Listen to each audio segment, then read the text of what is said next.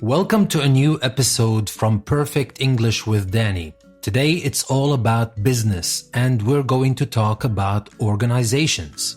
But before we start talking about organizations, let me remind you that I left you a link to my Patreon page if you would like to support this podcast by becoming a patron for this podcast. That will help this podcast go on and it will help me make it even better. The link is in the description of this episode, so please, if you feel like supporting, just go ahead, take the link and support this podcast. And now for our organizations. When we talk about organizations, we're not talking about the same type of companies. There are many types of companies that we call, in general, organizations. When we talk about organizations, we're talking about the businesses that are different, not only according to law, but also according to the way they do business. Now, business is the activity of producing, buying, and selling goods and services. But when we say a business, company, firm, or even more formally, a concern, sells goods or services. So you can say business on its own as the activity of doing all this thing, and a business or a company, a firm, sells goods or services.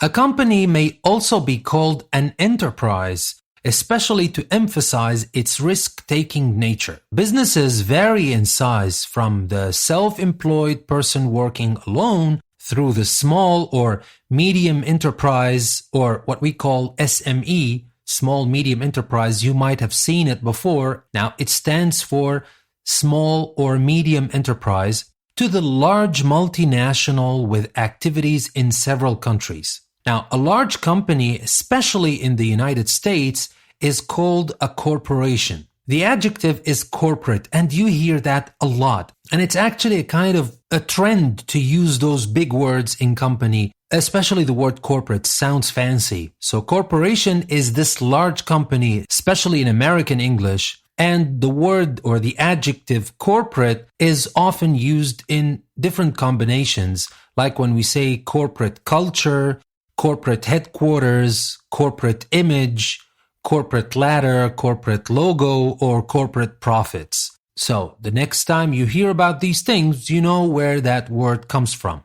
And now we have commerce.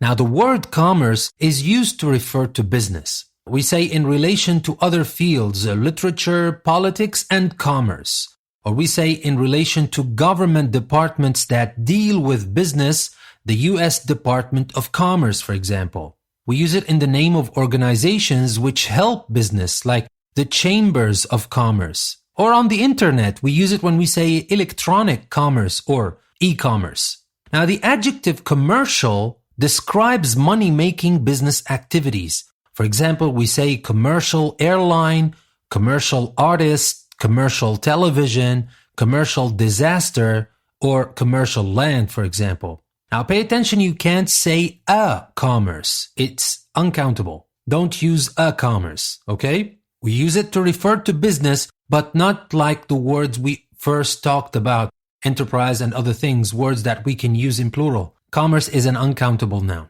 And now we will move to the word enterprise. In the 1970s Britain, there were state-owned or government-owned companies in many different industries such as car manufacturing and air travel. Some industries had been nationalized and were entirely state-owned. When we say nationalized, that means were taken over by the government. And these industries that were nationalized were like coal, electricity, and telephone services. In the 1980s, the government believed that nationalized companies were bureaucratic and inefficient.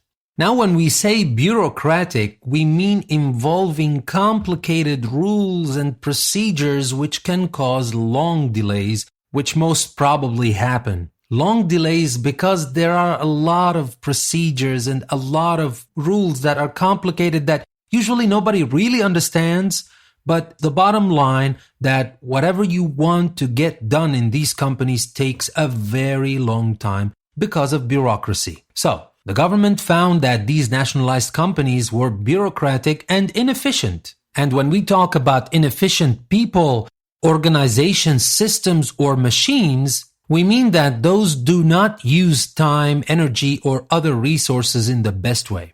So when the government figured that out, many of these nationalized companies were privatized and sold to investors. And here we have the word privatized. Now, if a company, industry, or service that is owned by the state is privatized, the government sells it and makes it a private company. So many of these nationalized companies were privatized and sold to investors. Now, enterprise is used in a positive way to talk about business, emphasizing the use of money to take risks. Now, we have word combinations with enterprise, with the word enterprise itself.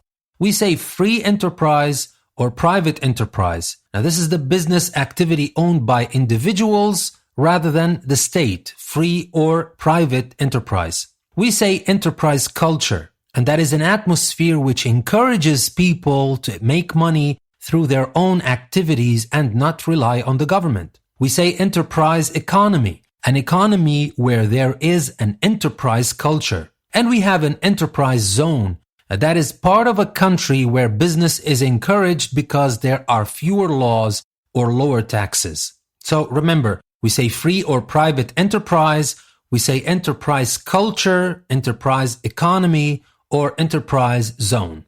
That will be all for today. Next week, in our business episode, we will continue talking about organizations, where we will talk about the different types of companies or organizations, the self-employed, partnerships, limited liability, mutuals, and non-profit organizations. So stay tuned and don't miss next week's episode, as we will continue talking about organizations and continue what we started today. Thank you very much for listening.